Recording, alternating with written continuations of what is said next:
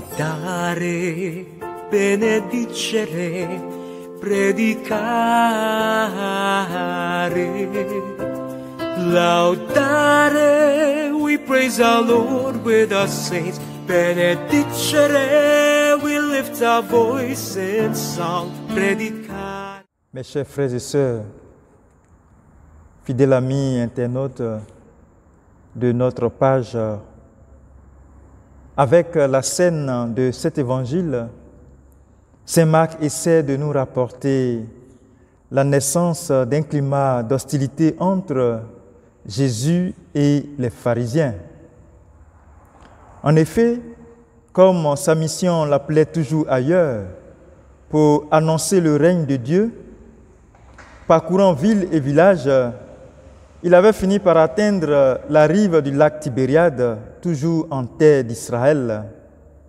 Et c'est là justement que la discussion va s'engager à nouveau avec les pharisiens. Mais il y a à remarquer que chaque fois que Jésus rencontrait les pharisiens comme adversaires sur sa route, il y avait un conflit qui naît entre eux. Et la toute dernière avant celle-ci, c'était à l'occasion de leur tradition orale.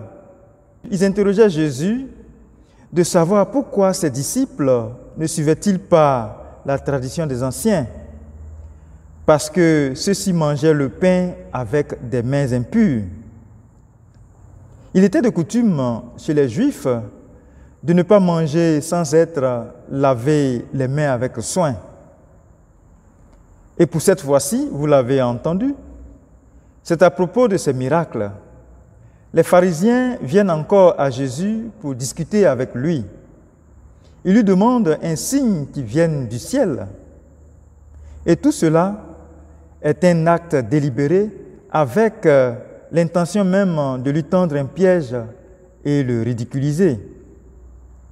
Il y a ici un arrière-fond à comprendre qu'au désert de l'Exode, les Israélites n'avaient pas cessé de tenter Dieu en réclamant de lui des prodiges toujours plus grands.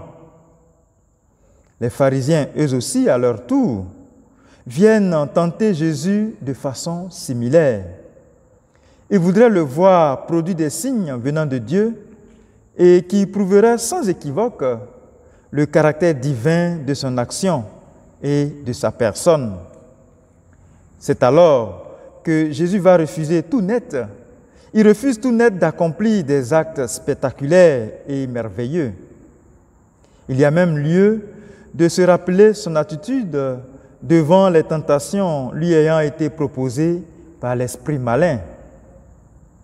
Certes, Jésus a multiplié les miracles, il a fait de l'exorcisme et réalisé des guérisons, mais jamais il n'a voulu entrer dans le jeu des pharisiens, donnant lieu à une publicité malsaine. En tout, il sait que ces miracles risquaient de bloquer les esprits. Au lieu de montrer des signes, il est plutôt judicieux d'attirer le cœur vers le Seigneur, c'est-à-dire de travailler à la conversion même des cœurs et des esprits. Suite donc à leur demande et à leur provocation, la question qui leur était adressée en termes d'accusation doit attirer aussi notre attention. Attirer notre attention aujourd'hui sur notre prétention orgueilleuse. Je crois que pour nous qui marchons dans la foi et derrière le Christ, il y a besoin d'intégrer cette leçon pour notre vie chrétienne. La plénitude de la grâce de Dieu peut nous faire défaut.